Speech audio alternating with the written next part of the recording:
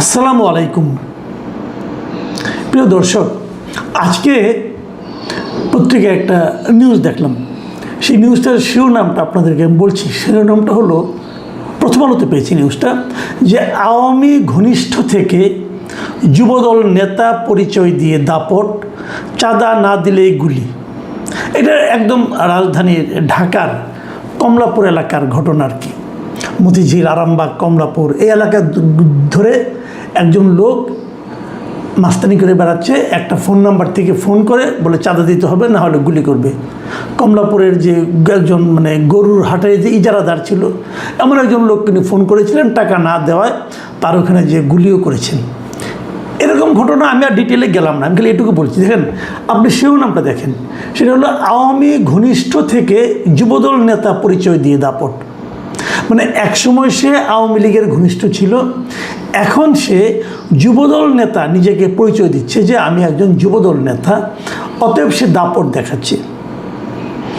আমি যে কয়েক পয়েন্টটা বলতে চাচ্ছি সেটা হলো গিয়ে যে সে আওয়ামী ঘনিষ্ঠই হোক আর যুবদল নেতাই হোক, সে দাপট দেখাচ্ছে কার জুড়ে।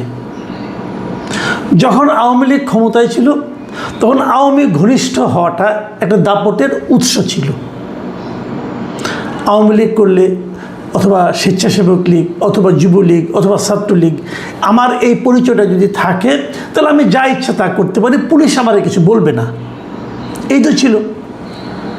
এখন সেটা চেঞ্জ হয়ে যুবদল হয়ে গেছে। যুবদল অথবা স্বেচ্ছাসেবক দল অথবা এরকম কোনো একটা ছাত্র দল অথবা জাতীয়তাবাদী দল, যাই হোক না কেন, এই দলের পরিচয়টা যদি আপনি আপনার গায়ে লাগাতে পারেন, এই সাইনবোর্ডে যদি আপনার কপালে লাগুক, বুকে লাগুক, পিঠে লাগুক, যেখানেই লাগুক, যদি লেগে যায় একবার, তাহলে আপনাকে কেউ কিছু বলবে না। আপনি যা বলবেন তাই হবে। এই যে মানসিকতাটা তৈরি হওয়া, এটা কোত্থেকে হলো? ভাবুন একবার, এটা কোত্থেকে হলো? যদি এই পরিচয়টা কোনো কাজে না লাগতো, যদি এই পরিচয়টা সে পুলিশের কাছে ব্যবহার করতে না পারতো, অথবা এই পরিচয় দিয়ে কেউ গেলে পুলিশ যদি তাকে বাড়তি খাতির না করতো, তাহলে কি পরিচয়টা কেউ দিত? একসময় সবগুলো থানা টানা এগুলো কিন্তু লীগের দখলে ছিল। লীগ বলে পরিচয় দিলেই পুলিশ তাকে খাতির যত্ন করতো। এখন যদি লীগের লোকরা আসে, ওই লোকগুলো এসে লীগের পরিচয় দেয়, খাতির যত্ন পাবে? পাবে, অন্য ধরনের খাতির যত্ন পাবে, উল্টো খাতির যত্ন পাবে। এখন আবার দলের খাতির যত্ন আসছে। তাহলে এই যে দল বা লীগ, এগুলো তো পুলিশের দেখার কথা ছিল না। পুলিশ কেন দেখছে? আপনি যে কোনো একজন পুলিশকে জিজ্ঞাসা করেন কেন দেখছে, পুলিশের কাছে কিন্তু জবাব আছে, খুব ভালো জবাব আছে। তারা বলবেন, না দেখলে, যদি এগুলোকে আমরা গুরুত্ব না দেই, তাহলে কি আমরা থাকতে পারবো? আমাকে তো বদলি করে দিবে, এবং খুব খারাপ একটা জায়গায় বদলি করে দেবে। আচ্ছা, বদলিটা কে করে? তার ঊর্ধ্বতন করে। তো ঊর্ধ্বতনকে কে চাপ দেয়? অথবা ঊর্ধ্বতন কেন এই দলকে গুরুত্ব দেয়? দেখেন, আপনি ধীরে ধীরে কিন্তু যদি পেছন দিকে যান, লেজ ধরে ধরে যদি মাথার দিকে যান, আলটিমেটলি কাকে পাবেন বলেন তো? পাবেন ক্ষমতাসীন দলকে। আপনি যদি আরও পেছনে যান, তো ক্ষমতাসীন দল যাকে স্বরাষ্ট্র মন্ত্রণালয়ের দায়িত্বে বসিয়েছে তাকে পাবেন। উনি তো আবার দার্শনিক মানুষ, উনি কিন্তু কথাবার্তা খুব সুন্দর বলেন, সালাউদ্দিন আহমদ সাহেব। এগুলো যে ঘটে আপনি দেখেন না ভাই। আচ্ছা, আরও যদি উপরে যান, তাহলে পাবেন প্রধানমন্ত্রীকে। প্রধানমন্ত্রীকে বুঝেন যে আলটিমেটলি কিন্তু বদনামটা ওনার হচ্ছে। দেখুন, আমি আরও কয়েকটা ঘটনা বলি আপনাদেরকে। কিছুদিন আগে বরিশালে একটা ঘটনার কথা মনে আছে? ওই যে আপনার অন্ডকোষে চাপ দিয়ে চেক সিগনেচার করে নেওয়া, অথবা দলিলে সাদা স্ট্যাম্পে সিগনেচার করে নেওয়া, খেয়াল আছে আপনাদের? তারপরে আরেকটা ঘটনা বলি, নরসিংদীর একটা ঘটনা।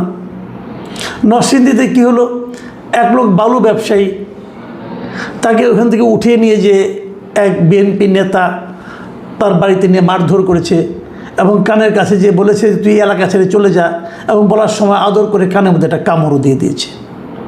এবং কামড় দেওয়ার ফলে ওই ভদ্রলোকের কানে 4টা সেলাই করতে হয়েছে।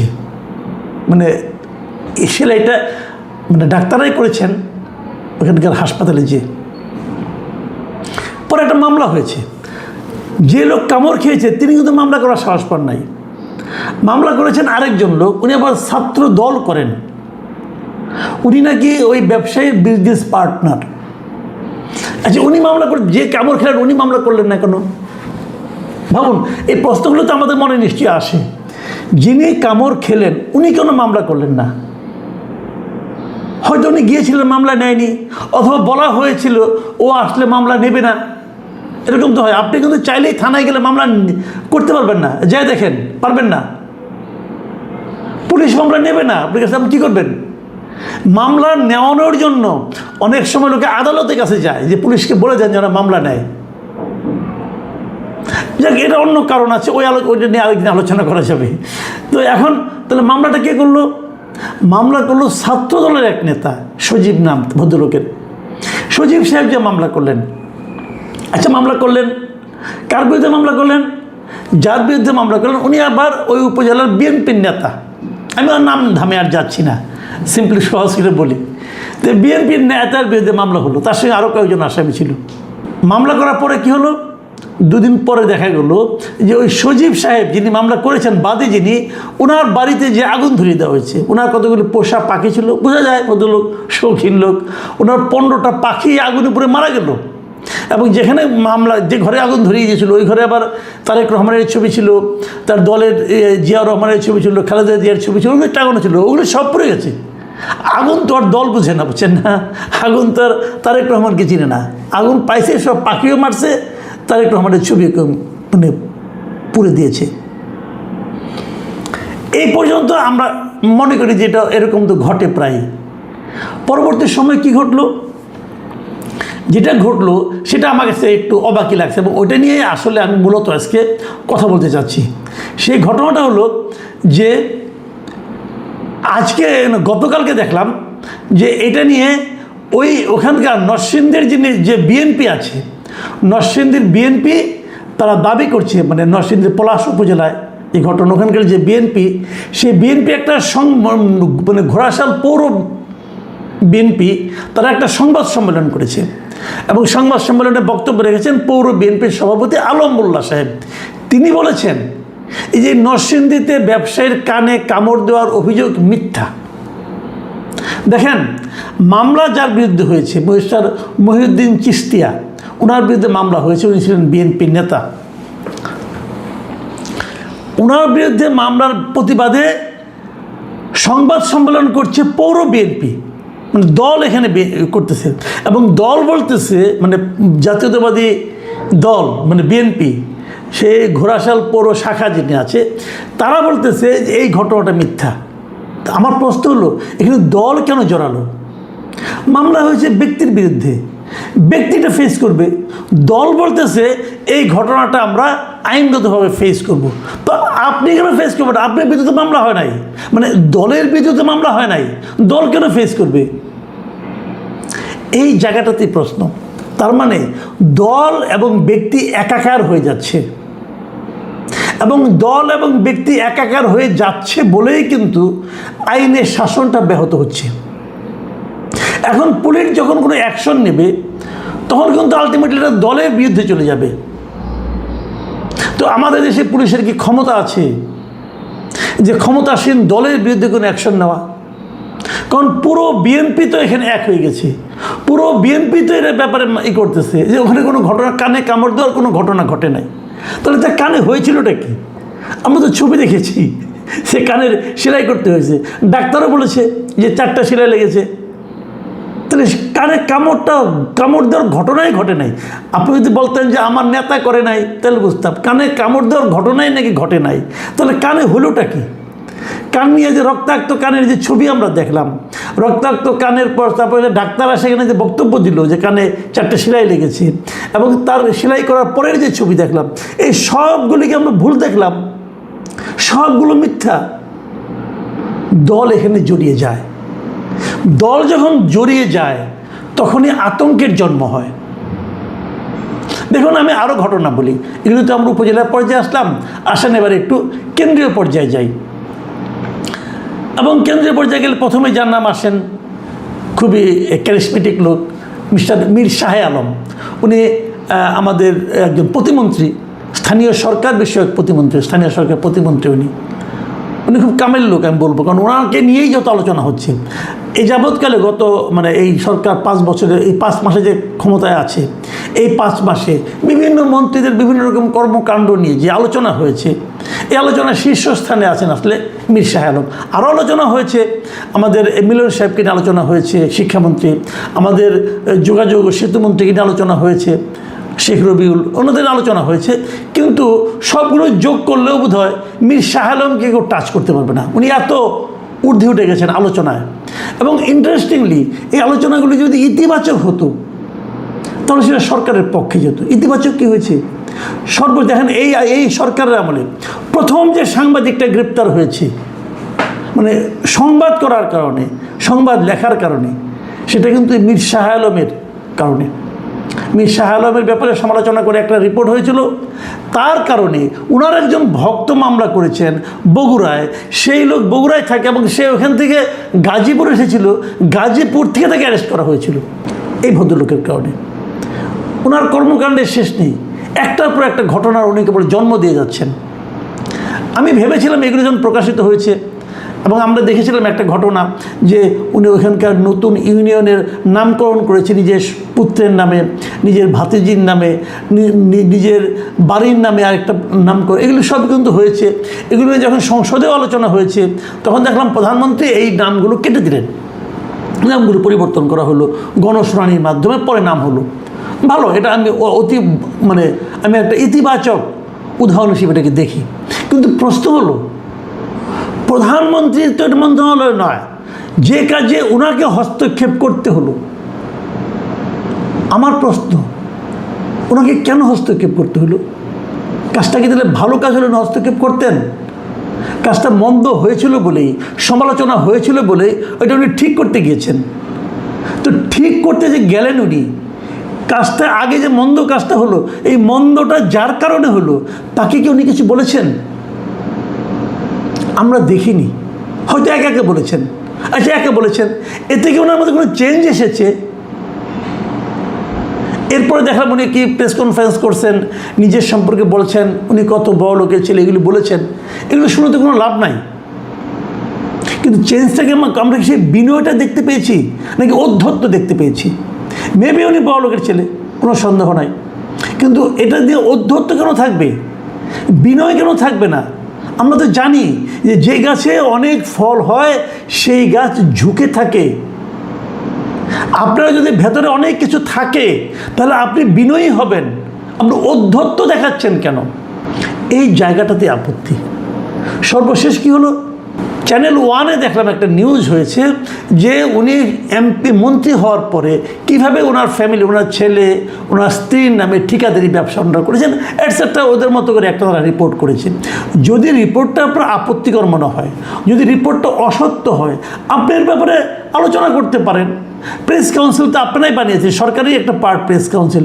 প্রেস কাউন্সিলে যান, প্রেস কাউন্সিলকে বলে প্রেস কাউন্সিলের সমালোচনা করুন। এটার তো আইনগত নানা রকম পদ্ধতি আছে। সেখানে না যে ওদের ফেসবুক পেজটাকে কিন্তু বন্ধ করে দেওয়া হলো। উনি বলবেন যে আমি তো করিনি, হ্যাঁ উনি করেননি, আমি অস্বীকার করছি, শাহ আলম সাহেব করেননি, কিন্তু ওনার হয়ে কেউ না কেউ করেছেন। যারা করেছেন তাদেরকে উনি চেনেন না, এটা তো হতে পারে না।